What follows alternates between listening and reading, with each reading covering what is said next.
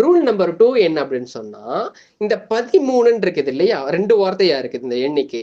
அதுல எண்ணிக்கையில வரக்கூடிய முதல் வார்த்தை வந்துட்டு நவுன் என்ன ஜென்ரோ அதனுடைய ஆப்போசிட் ஜென்ரா பயன்படுத்தணும். நவுன் வந்துட்டு ஆண்பால்னு சொன்னா எண்ணிக்கையினுடைய முதல் வார்த்தை வந்துட்டு பெண்பாலா இருக்கணும் ஆப்போசிட்டா. அப்ப ரெண்டாவது வார்த்தை நவுன் என்ன ஜெண்டரோ அதே ஜெண்டர்ல தான் வரணும். கிதாப் அப்படிங்கிறது ஆண்பால். ஓகேங்களா? ஃபர்ஸ்ட்.